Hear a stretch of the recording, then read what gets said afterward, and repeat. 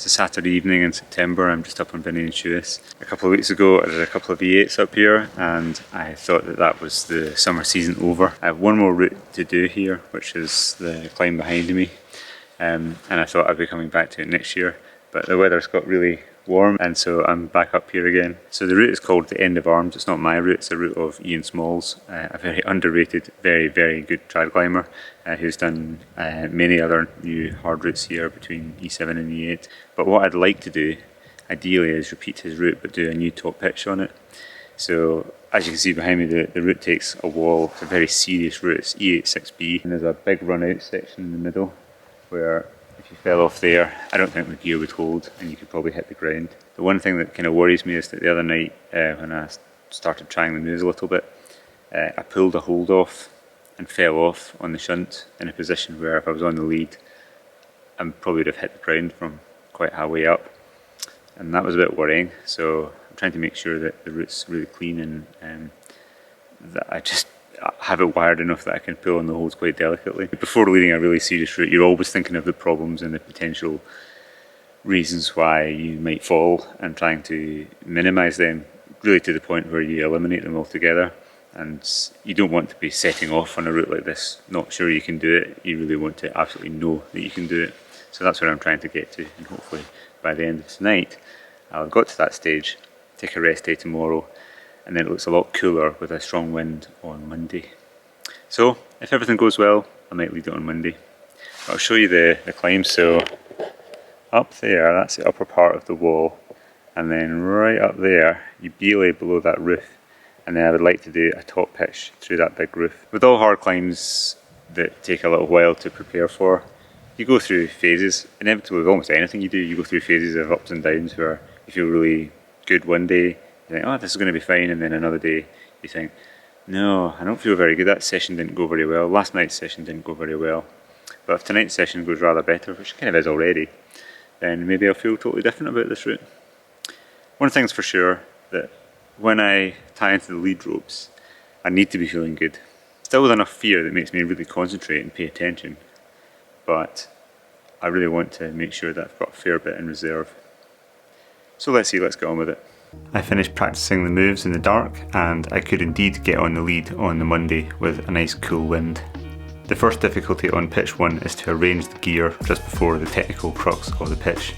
It's a rather precarious position with that really poor right hand pinch, but with a little heel toe jam in the crack you can just get a stable enough position to arrange that gear, which has to be absolutely perfect. With that in place you can just focus on the moves and execute the crux.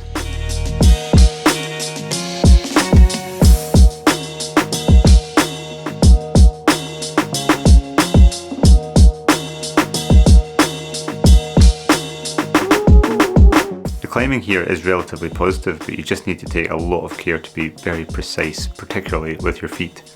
But also with that right hand crimp, which sets you up for the technical crux, which is a cross through to an undercut just behind. But you have to take that crimp perfectly, so I really took my time to make sure I had my fingers in the right spot. Once you move across to the right under that overlap, the smears below are a little bit scrittly and quite poor, and you really need to make sure that they're right. As with any long pitch, you have to break up the tasks into small sections. So the first thing is to get some crucial gear in. These cams in the overlap, I would perhaps lower off them, but I certainly would not expect them to hold if I fell off. In fact, as you tug on the cam to seat them properly, you can actually feel the flake kind of booming and moving. So I think it would just come straight off if you actually fell onto those cams. There was also a wire just off to the right, but even that was just really for psychological purposes only. Perhaps it might slow you down a little bit and offer some more hope that the other cams might hold you, but even then it would only work if you fell off like the very next move or two, not the end of the run out above. One problem with head pointing pitches that are quite long like this is that you can't just drop into a bubble of concentration and execute it all in one go, almost like holding your breath psychologically, if you will. You're going to be on the pitch long enough that you will have to deal with the fact that you kind of wake up and realise that you are actually leading now and you're about to put yourself in quite a lot of danger. Because I have a lot of experience doing these routes, I almost have two sensations simultaneously. One of fear and anticipation of what's going to happen, which is a good thing to make you really concentrate. but also an excitement to find out what's going to happen. The outcome is getting close. You're going to find out if you can actually do this route and how it's going to feel. And there's almost a need to step back from trying to micromanage each movement and just climb it intuitively. You know what your hands and feet have to do, you just have to execute it. So you just almost watch as your body does it. That Gaston move into the right hand flake was where I broke the hold when I was top roping and fell off, so I really took my time to make sure I had that hold just perfectly and I had my fingers placed in the most solid looking part of the flake. Above that, the climbing eases back to easy E76B, and I really could just relax and just focus on doing all of the moves correctly. I would really need to blow it to make a really silly mistake in order to fall off. However, the consequences of that would be really, really bad. But that was fine. I took a long time to rest at the horizontal break before continuing and executing the rest of the pitch in a very relaxed way. Unfortunately, I couldn't film that part because my cameras were just on the tripod and no one was there to move them.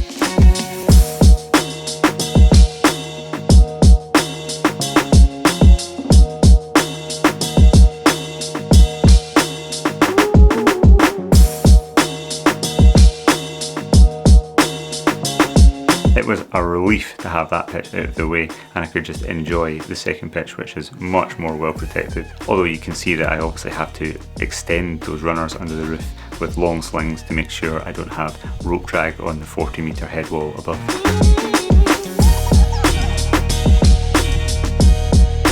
It's a familiar feeling for me now to have a mixture of sadness and excitement when doing the last project that I have on a certain crag. It's happened to me many times over the years, and I always find it odd to think that this place that has given me so much enjoyment and so many hard routes over the past few years, I'll not be seeing again for a long time. But that of course is mixed in with the feeling of excitement that I can just jump straight into going to explore new projects on my very long list of places to go and explore, even quite close to my home.